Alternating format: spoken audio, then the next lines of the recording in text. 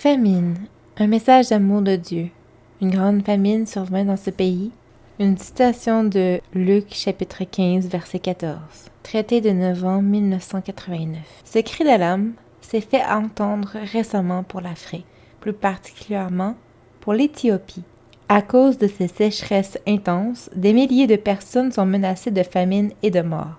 C'est un problème sérieux, même très grave, qui pourrait menacer tout un continent. Au Biafra, il y a quelques années, c'est près de 6 millions d'êtres humains que nous avons vus périr, et ce, par la faute des hommes.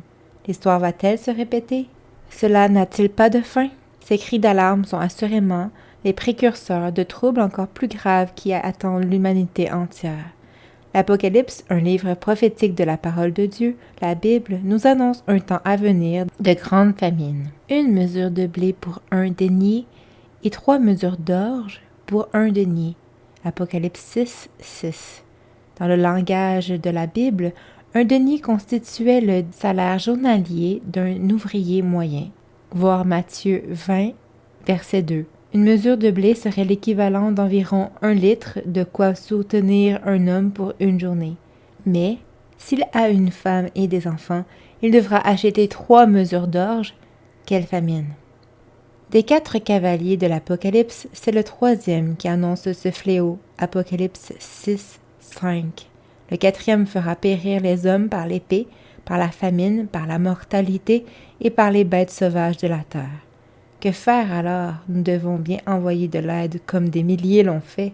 Mais cela arrêtera-t-il les voies de Dieu? Sûrement que non.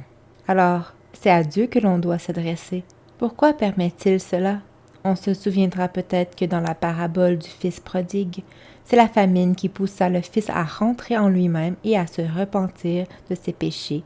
Voir Luc, chapitre 15, versets 11 à 24. Dieu, dans son amour et sa grande patience, nous avertit par ces famines qui sévissent dans divers pays. Il veut nous réveiller de la torpeur du péché et nous attirer au plus tôt au Seigneur Jésus-Christ. Comme il est écrit, « Réveille-toi, toi qui dors. Relève-toi d'entre les morts, et Christ luira sur toi. » Éphésiens chapitre 5, verset 14. Jésus dit, « Tout ce que le Père me donnera viendra à moi, et je ne mettrai pas dehors celui qui vient à moi. » Jean 6, 37. Cette parole est pour tout pécheur repentant qui se confie en lui.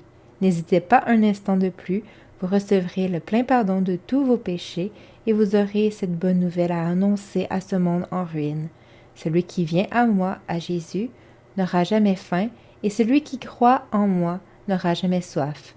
Jean 6, 35.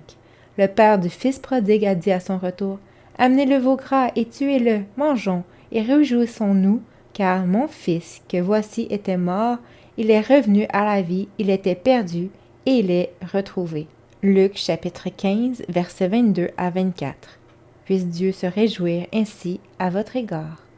Si vous avez des questions ou vous voulez qu'on prie pour vous, vous pouvez nous écrire pour nous nommer vos intentions et nous prierons vocalement ou par écrit pour vous en réponse par email ou messenger sur prière.ministère@gmail.com. Que Dieu vous bénisse.